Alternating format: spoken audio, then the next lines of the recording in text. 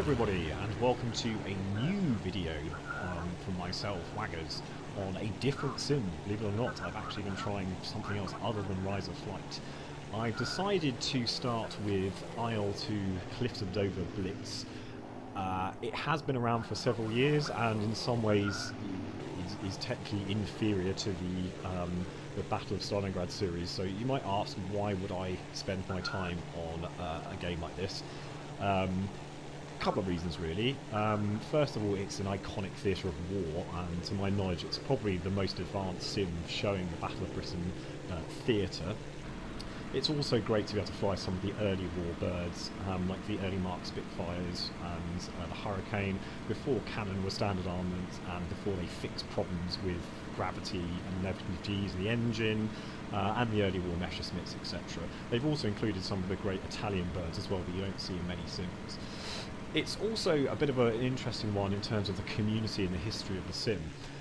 The original title was kind of abandoned really. It had a lot of problems. I remember trying to install it on a Windows 7 system many years ago and meeting constant problems with it crashing, refusing to fire up. Along came a group of modders called Team Fusion, who released a number of unofficial patches who got it working and have been working on improving it over the years. Eventually, fairly recently, they struck a deal with 1C to produce an official version, teaming up and commercially available, which is now the Il2 Cliffs of Dover Blitz. So there is actually an official release which has fixed most of those compatibility issues. So it's quite cool just to pay testament to the hard work of the modern community. There's also the fact that you get to fly over part of the United Kingdom, quite an iconic set of locations. You get to fly over my house, which is quite funny, and you get to shoot up those idiots in Parliament who seem to be messing up the country royally. There we go. Take that, Theresa May.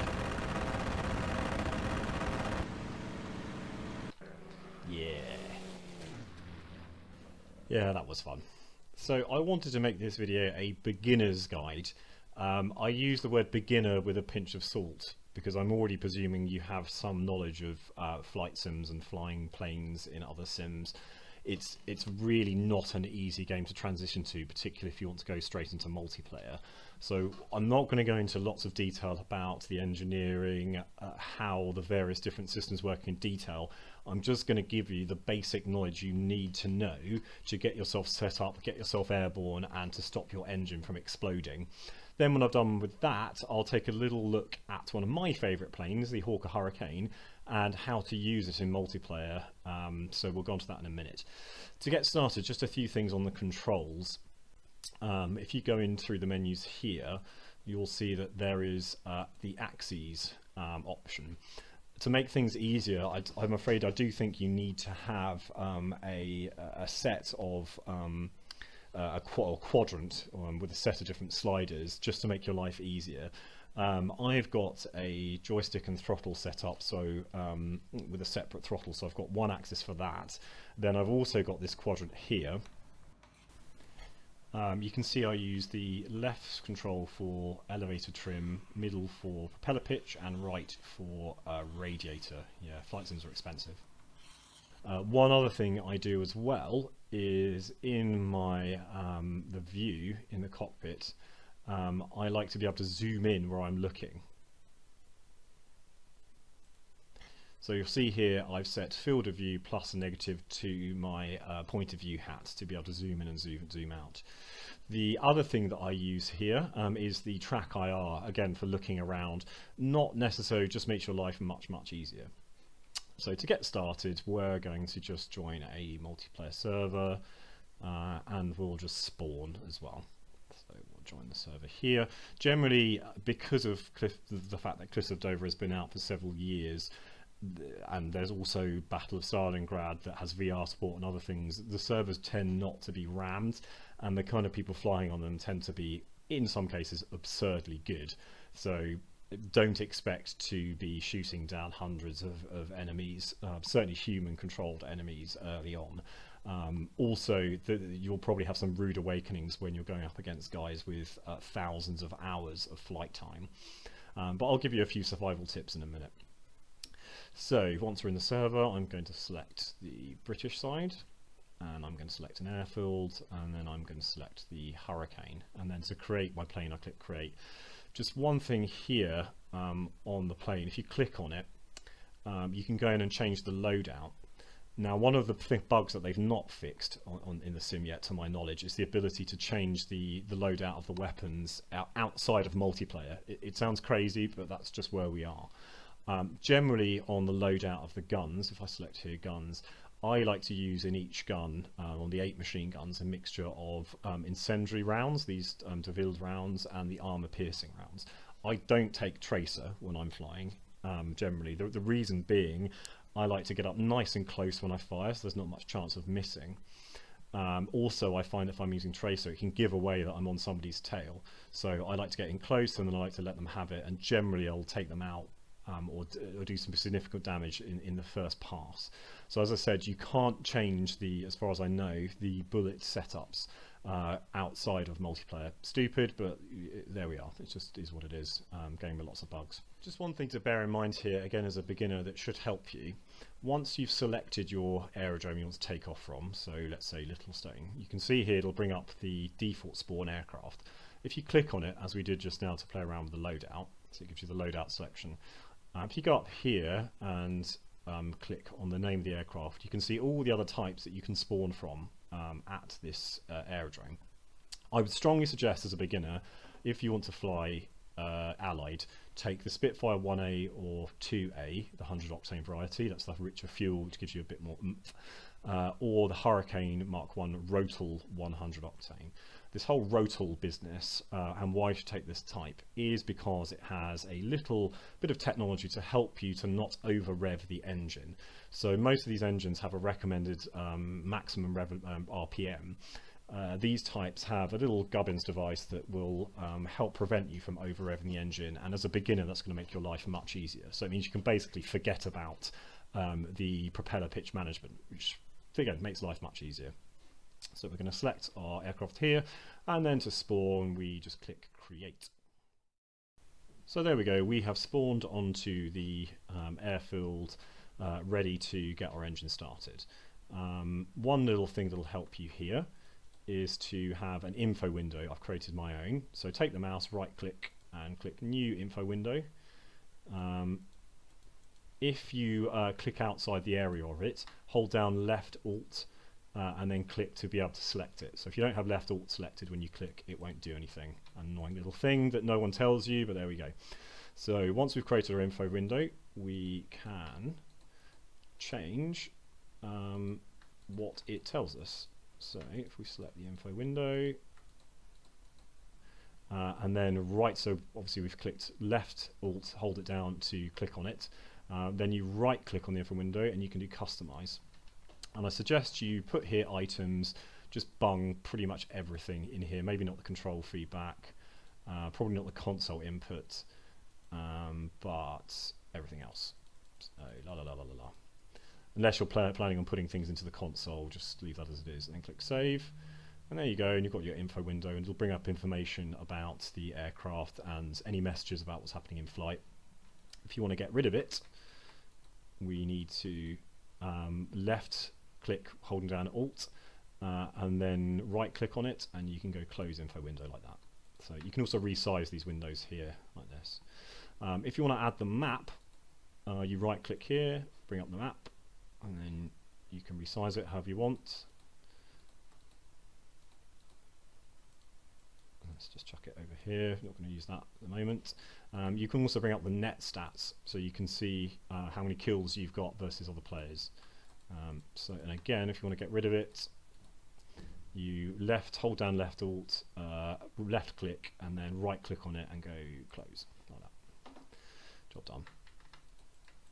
Okay, so to get us started, things we need to do. First of all, hold down alt, right alt and L to bring up your gun sight. Now to start the engine, I'm going to show you a little cheat here. For some reason, a lot of the multiplayer servers, they insist on enforcing engine warm-up, which I think is bullshit, personally, because I don't want to spend my spare time modelling an engine getting warmer whilst I sit there doing bugger all.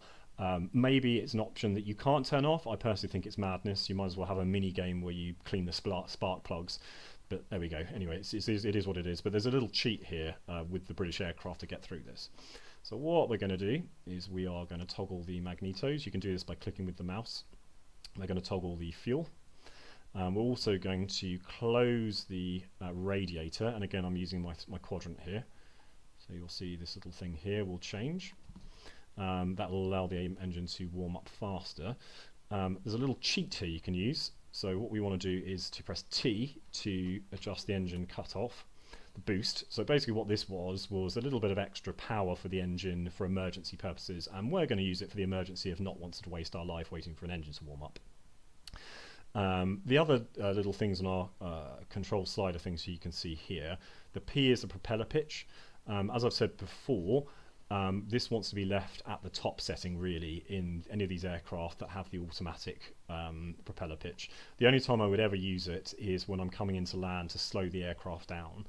The way to think about the propeller pitch is like the gears in a car. So where you don't have the automatic RPM adjustment, you do need to play around with that pitch as you climb to try and keep the revs down. So don't worry about it in this plane. This is why this plane is very good for beginners. The mixture setting, again, I'm not going to sort about with that now. Don't worry about it too much. So to start the engine, we've got the fuel open, we've got the magnetos on. We're going to give a little bit of throttle, and we're going to tap I. There we go, and the engine has started. Now, the cheat I was talking about is you can force the engine to come alive faster. So what we're going to do is we're going to gently bring the throttle up, and you can hear that spluttering sound. So we're just pushing it to the point of stall, and what it'll do is it'll bring up the temperature faster. So if it sputters too much, the engine will stop. Never mind, just tap I to restart the engine. And you'll find that as we get to about 25 degrees centigrade here on the engine water temperature, that we will be able to push through to about 50%, and you'll hear a kind of scraping noise, and then through to 100%. So there we go, that kind of scraping noise, and then 100%. Ta-da! Now we don't have to wait 2 minutes for the engine to warm up. So I'm going to bring the throttle back down again, and I'm going to open the radiator. Don't forget to do this. If you don't do this, the engine will catch fire or it'll explode and your flight will be over very quickly. So there we go, so we're warmed up, we're ready to take off. Basically, really, because you don't have to worry about the RPM, there's only a couple of things you need to worry about when you're in flight. The temperature of the engine is definitely one. So just I tend to try and not let the temperature get too far over 105 degrees. I think on the website or on forums you should be able to find descriptions of how hot you can run the engine. In my experience, you can just go flat out and run it ludicrously hot for sort of 5-10 minutes and it doesn't seem to do anything. But just keep an eye on that. That's really the only thing that you need to be worrying about too much in terms of the cockpit. And the engine controls. So taking off, one thing you will find is that the torque from the engine creates quite a lot of pull to one side, so you will need to have rudder to adjust for that, but just be gentle with that. Again, as I said earlier, if you're not familiar with flight sims, then you're probably going to struggle just getting off the ground. So here we go, we're going to rev up, and we're going to use a bit of the right rudder there to try and keep us on the runway. So don't use it. We'll start listing to one side, and then we're just going to wait for the throttle to come up, so the speed to come to about 100 miles an hour, and then we can just gently pull back. Don't really need to do anything else. Hit G to bring up the landing gear. I don't even bother with the takeoff flaps. I can't really be bothered, you don't need to do it. So now what we want to be doing is climbing. The other thing that I suggest that you map to a quadrant, if you have it, is the adjusting for the elevator trim. So what this can do is so it can make it that you can fly hands off and climb. So I'm just going to adjust mine here, and I like to climb quite aggressively. So I am now climbing. And the temperature is around 94. It'll probably, I'm flat out at the moment with boost cut off, pulled out. so it'll heat up pretty quickly. But as I said, the engine tends not to explode for some reason, I don't know why. Then for landing, again, it's just something you've got to practice. What we're going to do is we're going to rev down, bring the throttle down, we're going to lower the flaps, so tuck V twice, 1, 2, bring the landing gear down, 1, 2. Now what I might do here is use the propeller pitch to slow the engine. So there we go. And that's going to help bring our speed down. So we want to bring the speed, ideally touching down, I usually do around 100 miles an hour. So as we're diving here, because the propeller pitch has been adjusted to the bottom position there, it's going to slow the engine down nicely. Bring the propeller pitch back up again, because I want a little bit more speed, so see I'm about 120 miles an hour there. And there's the wrong way, and we're going to come into land. Here we go. Let's see if I can not balls this up. A bit more throttle, just to try and keep that above 100. Again, you might want to read the stall speed statistics for the birds if you want to fly. It's about 100. So use a bit of rudder just to warm yourself up. Slowly bring the throttle back. Just try and keep level with the horizon. And now I'm going to flare. And how are we doing? Nice landing. Ta-da! And then as you start to taxi down, you can hold down B. You might just dab B, and that will engage the wheel brakes. Don't hold it down. If you hold down B when you're going fast, because the brakes only work on the front wheels, I believe, it'll nose over. Now to stop the engine, we want to adjust the fuel cock to the off position, not to the auxiliary to close, and then I also like to turn the magneters off. Ta-da! There we go, that's how we take off and land without having to sod about with waiting for the engine to warm up. And now for the fun bit. So we're going to have a little look here at using the Hurricane to attack bombers. Historically, the Hurricane was a defence fighter. It wasn't high performance. It was used mostly to take on bombers, occasionally to take on fighters. The head-on approach is always a good one. You see here, if you can try and kill the pilot, you're pretty much guaranteed to take out the plane if you've got a good burst into the cockpit, and then you don't have to worry about doing extensive damage. Because the Hurricane is equipped with rifle caliber machine guns and not cannons, it's not the easiest job bringing down a bomber. I would suggest targeting engines and cockpit. If you can hit both engines, both are smoking, they're not going to go down quickly, but they will go down. In terms of using the Hurricane against 109s, I would generally advise against it. It's not as fast as a 109 and it can't climb as well as the 109. If you are in multiplayer and you go up against somebody who's quite clearly good in a 109, then you'll probably watch them dive on you, climb above you, dive on you, climb above you, and you're basically screwed. I would advise staying away from most people. I'll do a separate video. If they start turning heavily and burning off their energy, then turn with them. You can outturn most planes in the game. This tactic here, staying dead 6, not a very good idea either. This is just for a bit of fun. I'm probably going to do a separate video on the Hurricane, on how to use it as a dogfighter in a separate video. I hope you found that useful. I tried to cover everything I wish I'd been told when I first started flying the sim.